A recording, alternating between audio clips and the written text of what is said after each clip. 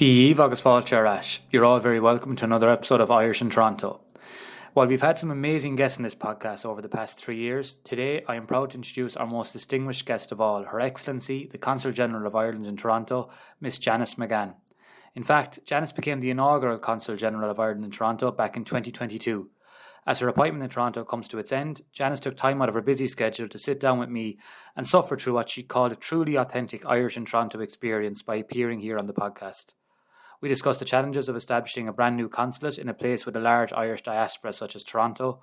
We also discussed Janice's career before coming to Toronto and what the future will look like for her as she begins her new role with the Department of Foreign Affairs at home in Dublin. The Irish community in Toronto will be forever grateful to Janice and her team for the work they've put in over the past few years to establish the consulate, and we wish her the best. I would still encourage people to download the episodes and to share them with friends and family. Downloads are the easiest indicator for me to gauge how many people I'm reaching with these conversations, so I would really appreciate it. I begin our chat by asking Janice about the unique reason she initially came to Toronto. I think that's a fair enough place to start. Well, I'm sure there's a common answer, but I came out to open a consulate. So You're the first person to say that. Oh, well, there you go.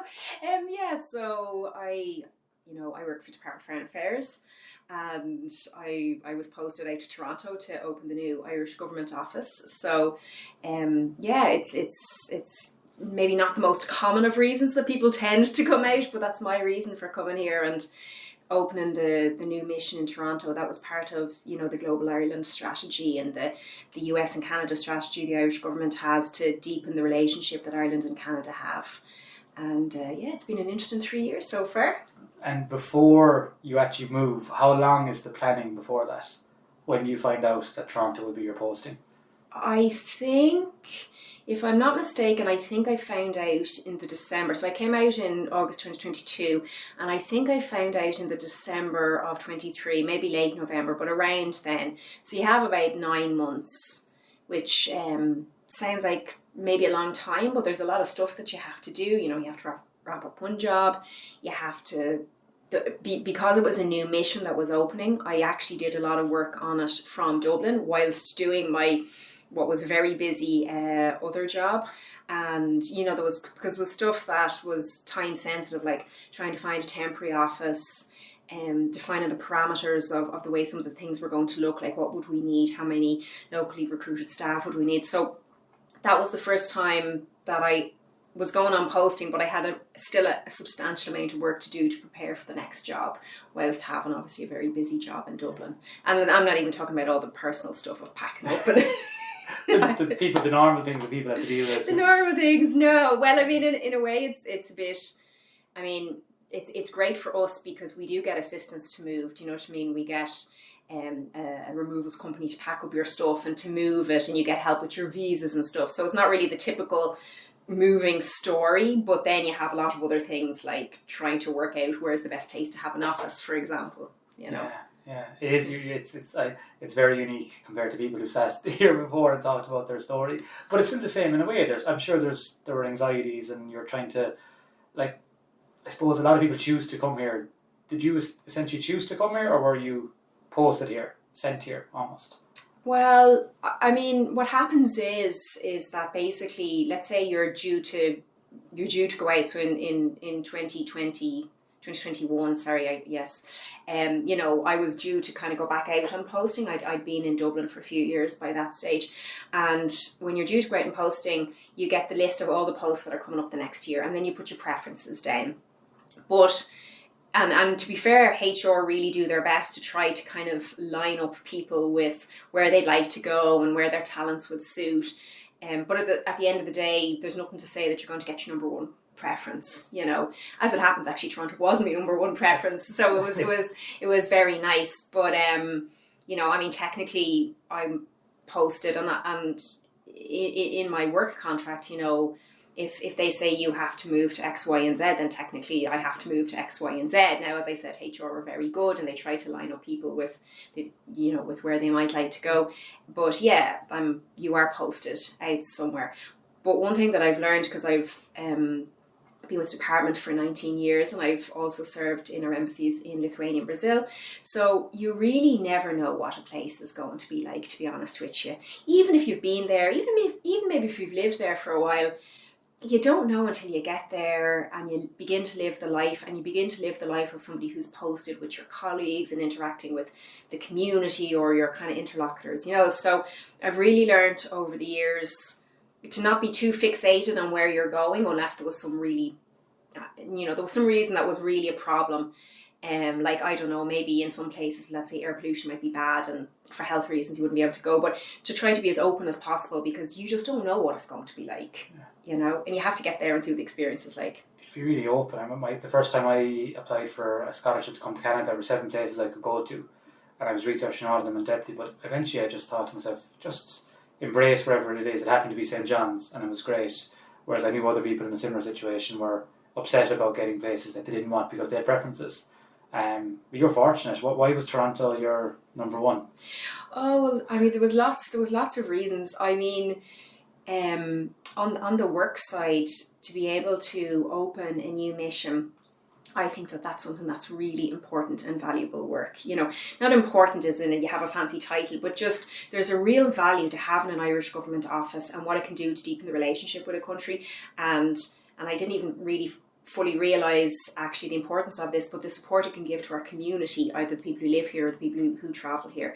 So it's about that kind of the value of the work and doing that, and it being a challenge as well.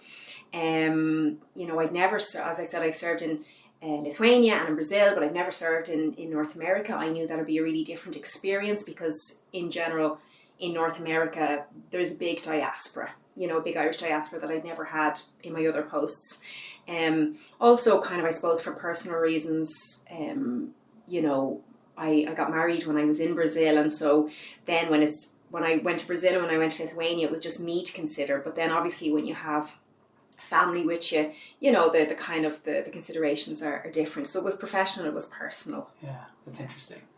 The idea of starting a new mission, like it's you're obviously ambitious and it's something to take on, and sounds very challenging. Was it as challenging or more challenging than you thought it was going to be? I'm hesitant to make this into a reflection on your job, but I'm just curious, basically, because it is a big posting. Yeah, it was. I suppose it was my first time serving as a head of mission, and as I said, I've been with DFA for a good long while. I've done postings. I've a lot of experience, but definitely being a head of mission is a very different thing, and to be a head of mission I think is a real step up, and I really developed my leadership, and I feel like I'm in an interview now for my next promotion if HR are listening, but it's a real step up in terms of leadership and management, and particularly because you're very far away from Dublin. You have loads of contact with Dublin and our missions in Ottawa and Vancouver, but it's not like sitting in an office in Dublin with 300 other people, for example. So it's been it was a real chance to develop my skills. It's a difficult thing to open a new mission because, and I think it's like when anybody does anything new, like being a startup company, you have to figure out even the simple things. Like, for example, if a minister comes to visit now, well, we have an idea of the hotels that are good, the venues that are good for events, where would we go for car hire? But we had no idea at all. When I came out, there was myself and there was William. He was our Vice Consul General, and we had a lovely lady called Cecily who was our pathfinder to help with all this setup.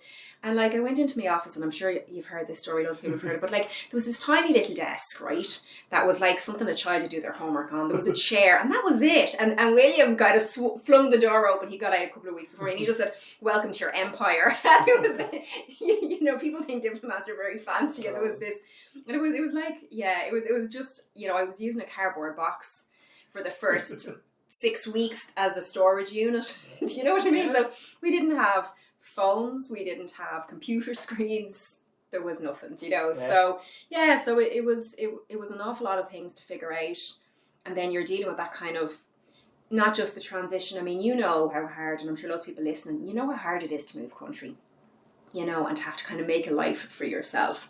And so you move country, you make a life for yourself, and you're also simultaneously trying to create an Irish government office, and then the minute we arrived, of course, there's a huge diaspora here, and Toronto's a very Canada is a very important like-minded partner for Ireland, and Toronto's a very strategically important North American city. So like there was work from the moment we arrived. You know what I mean? It wasn't like you could hide in a corner and make all your mistakes low profile. You know, if we got things wrong, well, we look like Egypts in public. So yeah, I mean, it is a difficult thing to do, but I feel it's a very worthwhile thing to do. I feel the value of the work, you know, of what it means for Ireland, what it means for Irish community. So yeah, I think it's amazing to have had the opportunity to be able to do that. Yeah, it's been great. It's been great for us. Like, I'm not here that long compared to other people, but you talk to people like Edna Heffernan, and she's, you know, finally, they use words like finally and thankfully it's finally here. And Toronto's probably unusual. I'm trying to think of other places that have big, large Irish diaspora where I suppose the ambassador is based in the capital city, which in a lot of cities in Europe tends to be the predominant place where Irish people will go. North America is a little bit different. There's not many Irish living in Ottawa and DC compared to New York and Toronto and Vancouver, as an example. So I'm just thinking, I don't really have a question, it's just kind of first time I really realised that we needed this badly, and it was great basically and now it just seems normal.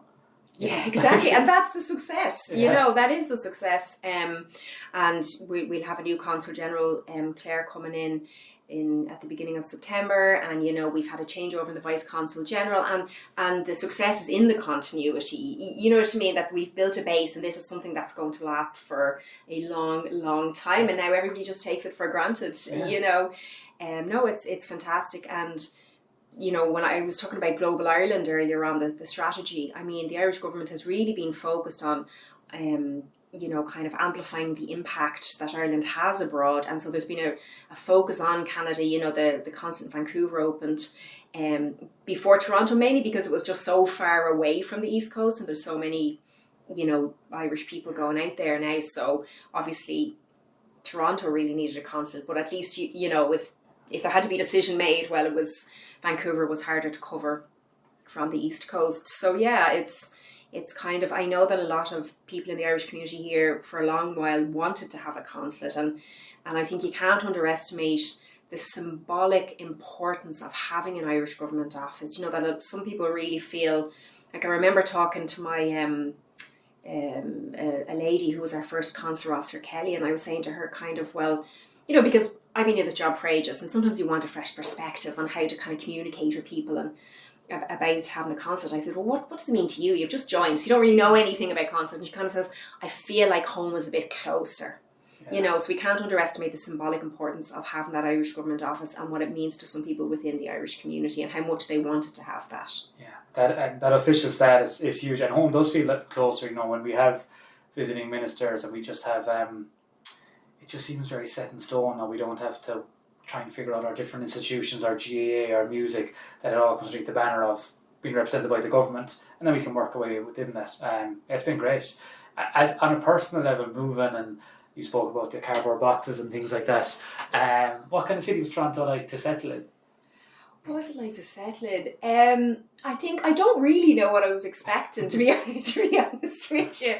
I mean, I think Toronto is a lovely city, and one thing we were very struck with, myself and my husband, when we arrived, is how much greenery there is in the city, particularly in the summer. I mean, it's obviously a very big global city, but you know, even downtown, there's a lot of greenery in between the buildings, so it's really nice, you know. Yeah. So it's and as I said, it's like this world-class city. So you've got so much culture. I mean, any type of cuisine you want, like it's amazing, you know. So I think maybe we were a bit nervous about just living in a huge big city, but it didn't feel like a huge big city in a nice way, you know. So it's been very, very nice to settle in. I'm not sure if I've had the typical Toronto experience because as far as I'm concerned, the only people here are Irish. I know, yeah. You know? I feel like that sometimes as well. But but it's been amazing to live here, and yeah, it's one of the best parts of the jobs. You get to go and you live in different places and you meet all kinds of people, you know. And but then other people would hate to have something like that, where okay, you're going on this new experience, but in 3 years it's over, and then is it back to Dublin, and then possibly a new posting again in a couple of years. I'm not sure what your schedule is, but you've obviously embraced that from early on in your career. Is that fair to say? Well, I mean, that's the job, you know, as a diplomat. So when I read the contract and saw I could be posted anywhere, yeah, I have. I mean, I have to say, like, I had, you know, you have people and they kind of, from the moment they were born, they wanted to be diplomats, and that was not my path at all. It really wasn't exactly in my plan. I mean, obviously I applied for it, so it wasn't my plan to a certain extent, but I was planning on becoming a solicitor, so this wasn't like this thing I'd thought of for years. So yeah, I mean, when I did get the job and I decided to take it, I kind of just, again, it's like that being open. You know, I don't think this chance is going to come around again, so I give it a go and I'll see how it goes. And yeah, it's definitely not for everybody. I think people think it sounds very glamorous and exciting and interesting, and it can be all of those things, but it's definitely not for everybody if you say to them, you have to move every few years. I mean, Canada in a way, or Toronto in a way, is grand because, you know, English is spoken and there's a big Irish community, but like, I moved to Lithuania and Brazil and I didn't really speak the languages there when I moved, and I moved by myself. And you know, when you say to somebody, well, every few years you'll move and you won't speak the language and you won't know anybody and you won't know your job, and then people think, not so sure. But it's been so interesting and rewarding, and I've had these amazing experiences that I don't know, like, you know, I've visited prisons and I've met presidents and I've done everything in between. There's not many careers where you get to say that you do that, you know, and you get to help people and feel like you're serving your country and you're making a difference. But yeah, it's not for everybody. And one thing I think as well that maybe people don't think about is that when you move back to Ireland, that's a whole other transition. You know, like now I've been away for 3 years and people will have moved on. There will be stuff in people's lives that I won't, you know, I mean, you know, the headline stuff, but yeah. Like, I suppose for everybody who lives in Toronto as part of the Irish community, you're not living the same life as the people at home. So you do have to settle back in, you have to get up to speed and create new routines. So it's not actually just about moving abroad. It is also about moving home as well, yeah. You know. How are you feeling about that? Well, I wasn't selling that, was I? I mean, I'm really, I have to say, I miss Toronto. I miss so many of the people I've gotten to know here, particularly in the Irish community. I am really looking forward to going home and being closer to my family. And I've been with the department for 19 years, and I've spent 11 of those years abroad now, you know, on postings in Lithuania, Brazil and Toronto, and I spent a year in the UK doing a master's. So that's a good long while to be away. And then the last time I was home was COVID. Yeah. So I was home for, I think it was for 4 years, but 3 of those were COVID. So it didn't really feel like being properly home, if you know what I mean. So I'm ready just to kind of be closer to my family and kind of reestablish that life back in Ireland again, you know. Yeah, I always, you said something about, you know the headlines. Like, if you don't talk to your friends deeply, you'll know all the facts. You'll know, hopefully you'll know if they've moved somewhere, if they're having a baby or getting married, but how they feel about those things, because you just don't talk to them that often. It's hard to get that. How have you, apart from representing the government of the country, what is your relationship like with home in general, as someone who has been nomadic for the last 19 years or so? Yeah, I have to say, I mean, I've lived, so at this stage, you know, I've done my 3 postings. I was in the UK for a year. I was in France for a year. When I was in college, I did an Erasmus year. So I've lived... Where did you go in France, out of curiosity? Paris. Oh, I was in Nantes. I went to Nanterre, to the university there for a year as Erasmus. So I've lived abroad a lot. And I found that kind of every time I live abroad, it changes my perspective and my relationship with Ireland. You know, there's new things that I see, and I think I always have a new appreciation for Ireland after living abroad. And I really love Ireland and being Irish, and I'm very proud to represent Ireland. I wouldn't want to represent any other country. Not that I have a choice at the moment, but I wouldn't want to represent any other countries. So yeah, it kind of changes. It changes my perspective each time. And then the fact that I get to then go home in between means that I get to reconnect, you know, because I think in a way when you leave, particularly for a long time, your understanding crystallizes a little bit. But for me, it's a bit different because I keep going back and forth. But this is my first posting, as I was saying, that has a really large Irish community. So that's been a really interesting experience. I have to say, I've I'm really in awe, to be honest with you, of all the work that goes on in the Irish community, you know, because most of it's voluntary. Yeah. You know, a lot of people give up their time and their efforts to help people to represent Ireland. Or even informally, like you even kind of see people are coming over, new arrivals, and people are helping them, maybe giving them a place to stay or introducing them to somebody, you know, for a job. So so many times I listen to people and I feel humbled when they're talking very matter-of-factly about they're doing X, Y, and Z, and they're not making a big fuss about it, and I'm kind of like, this is amazing, you know, but maybe people don't think, when that's what you do, that just seems normal, but I think it's incredible. So that's been an amazing experience, and I'm grateful. I mean, I know a lot of people have come over here, Irish people, and they've been helped by other people in the community. But we've been helped in the consulate as well, because, you know, the community has really given us a lot of support, and particularly at the start when we had to ask the most basic of Egypty questions, you know, and people were very nice and didn't make us feel like Egypts. And I know there's lots of people in the Irish community who, you know, if we needed something or I needed advice or to pick their brains, I know that I could do that. And so I'm really grateful that we've had that support in the consulate, and I don't think we would be where we were if we didn't have that support from the community and the diaspora. Yeah.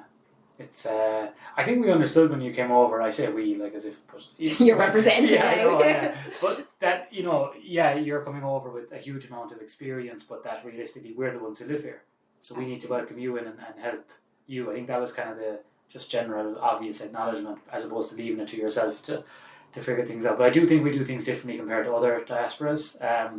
Not necessarily better. I think it's better, but any of my friends, I'm friends with a lot of people here who are European. And a lot of them, they're always surprised at how we all get each other jobs or get each other interviews or accommodation. How I have a friend in Vancouver, and her parents have been renting out their basement for decades, and it's always been Irish people living there. This is amazing how they always. It's not that amazing, because they probably only advertise it when they're moving out to the next group of Irish young people, and if it works, it's great. So there's something special about that, and I'm glad that you've been able to witness that. It's obviously a huge difference from Lithuania and Brazil, I would assume. Yeah, no, so it is very different to Lithuania and Brazil, mainly because of the size. You know, there was a very small community in Lithuania, and in Brazil it would have been slightly bigger, but the capital is Brasilia, you know, so there was very few Irish people in Brasilia. So yeah, so that it was very, very different. And I mean, here, because there's so many Irish people and you have so many well-established community organisations, you know, maybe your organisations need less support, let's say, from the Irish mission, or like, for example, in consular cases, if something bad happens to somebody and they need the support, the work is very different here because, for example, the language is generally not an issue. Yeah. So when I was in Lithuania and Brazil, a lot of our work would have been the fact that maybe a family in Ireland wouldn't speak Portuguese or Lithuanian. So it's different. The community is very different, and I think the type of support and what Irish people need from the mission is different, you know. Yeah. And that's the way it goes in all countries, you know. The general mission is the same, to deepen those relationships politically and trade-wise, to support the Irish community, but how you do that changes depending on the local context. I remember meeting, and I've forgotten his name, so I shouldn't even bring that up, but he was the Consul General in San Francisco, it's about 9 years ago. He was at a conference that I was at in Montana, and we just got chatting, and I just thought he had the coolest job in the world. I'd just gone to America on a scholarship. I was right out of college, and I thought, just seems so cool, you know, his job. And I said, like, what's the most difficult thing about your job? It seems like it's really good. And he gave a joke kind of answer, but it was kind of true in terms of annoying. This is 2016. He said, at the moment, what is very frustrating is when Conor McGregor fights in Las Vegas and thousands of Irish lads lose their passports. We have to deal with all that. And I never thought about that. He goes, yeah, I wouldn't like to deal with that. Now, your job doesn't seem as fun as I thought, but are there elements of being a Consul General that I suppose are difficult or challenging that maybe you hadn't expected? I know you're well experienced now at this stage, but what's difficult about it, basically?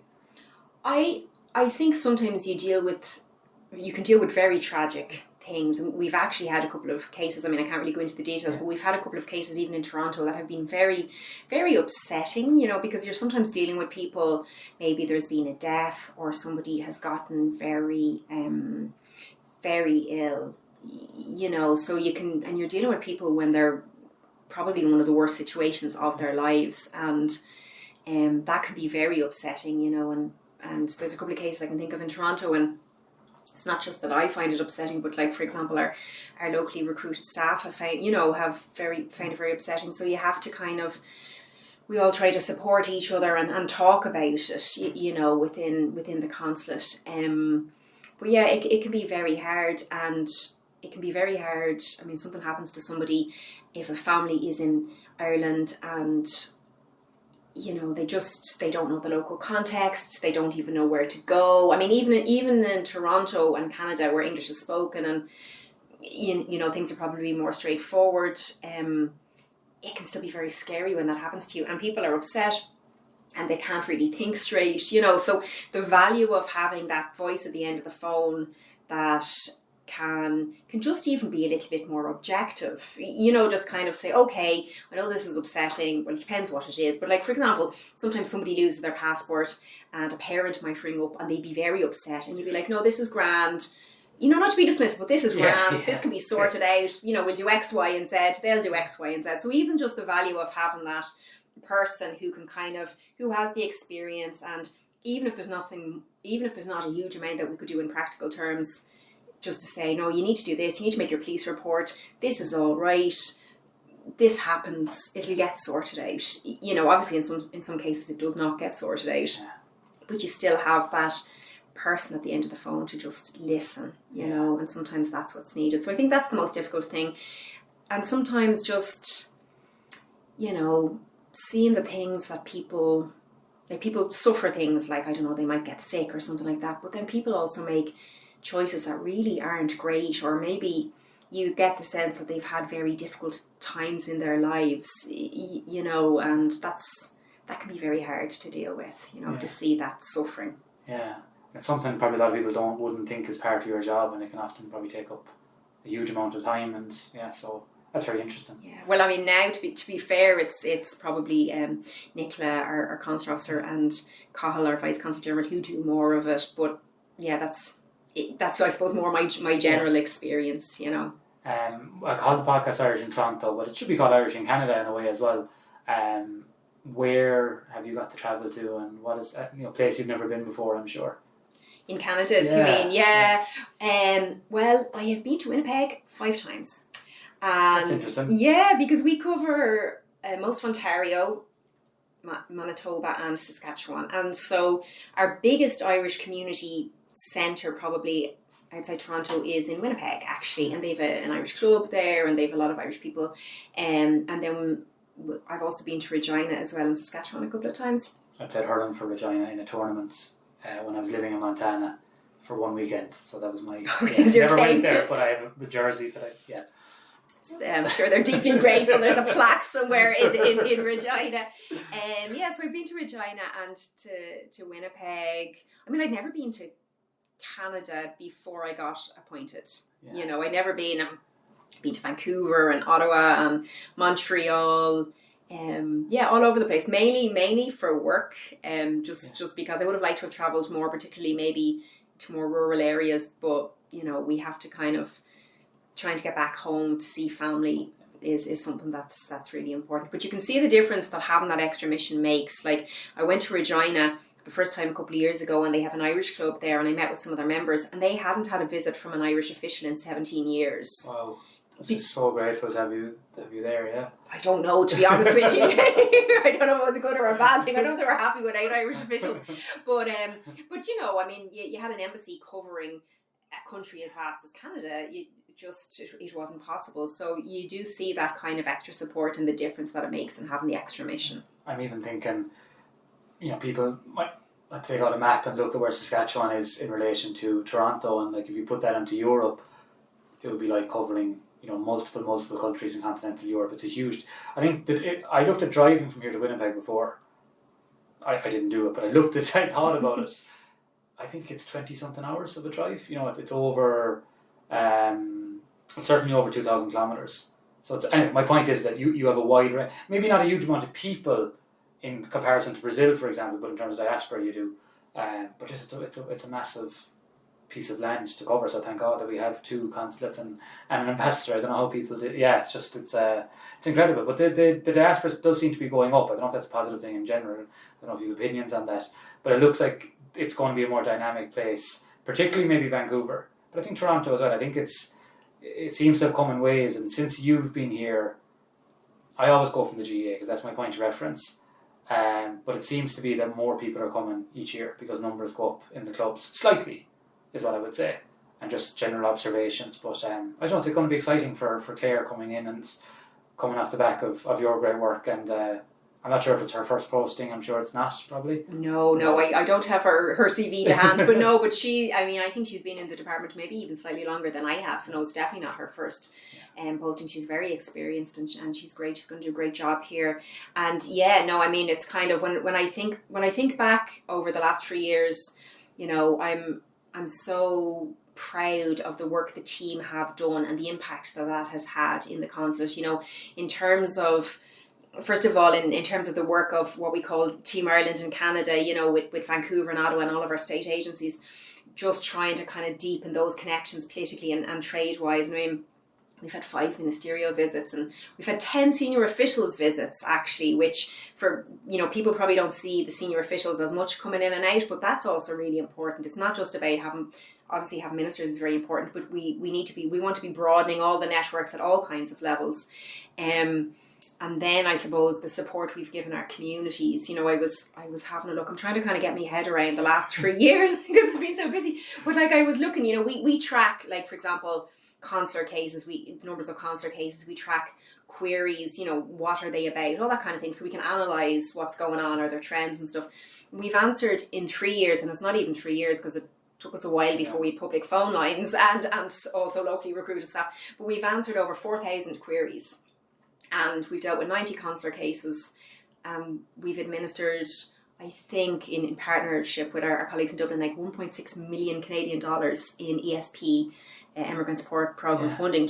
So it's that support. It's huge. Is huge. But then, of course, talking about Claire coming in, another part of the work is about, which is really important, it's about building the base, And I kind of was thinking about it, and I feel like it's a little bit like, kind of cartoons or something like Tom and Jerry, and there's like you're speeding down a railway track, let's say, but you're also simultaneously trying to build a train. So that's kind of, that's the best way to describe it. So we've been doing all this various, 4,000 queries and all that kind of crack. But we've also been, getting something that isn't a cardboard box as a storage unit and, building our systems. And we're going to have an Ireland house that will hopefully open, I think, towards the end of 2026. And as a consulate and actually all the missions really work together with the state agencies, Tourism Ireland, EI and IDA. And that's Ireland House is going to be a space for Team Ireland to work even more effectively. And it's going to be a statement, it's going to be downtown, in a very nice building with a prestigious address, and it's a kind of a statement of the seriousness of intent, the seriousness that the Irish government gives to our relationship with Canada. And it's not something that just happened yesterday, it's something that's been going on for years, So I'm really proud of what we've done as a team, and Claire, I think, is going to, she'll be kept busy, I won't worry about that, but it is about that success being in the continuity and that we've built the base. And hopefully the effects are going to go on for many, many years. The last question I'll ask, what does the future hold for you? I know it's very hard as a diplomat to look long term, but what are you looking forward to? What's going to happen? It's funny, I was coming up here, my brother sent me a message. He was saying, you're coming home, and will you be going out in a year or two? And I was just thinking to myself, give me a chance to get home. Let's see if I can get my shipment out of Toronto, never mind more postings. The immediate future, I suppose, from a professional sense, is that I'm going to work in our Development Cooperation and Africa division. I'm going to work in our Africa unit dealing with Central and East Africa.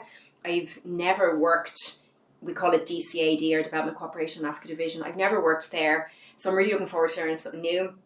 And I think anybody who knows a bit about the Irish Government Development Programme, it's a programme we can be really proud of. So, development that kind of focuses on bringing, working with partners to bring positive change, that humanitarian assistance, focusing on things like gender equality and education and prioritising the furthest behind first. So it's a programme that we can be really proud of, and I'm really looking forward to just learning more about that, learning more about the countries that I'm going to be dealing with. And I mean, the job is, yes, that you'd be going out and posting again, but I will say to my brother, and I say to you, give me a chance to get home first. But yeah, no, personally, as I was saying, I'm just really looking forward to being back in Ireland for a while, being closer to family, and hopefully having more, not having a pandemic, for example. That'd be great. So I could just spend more time with family and friends and getting back in touch with Ireland.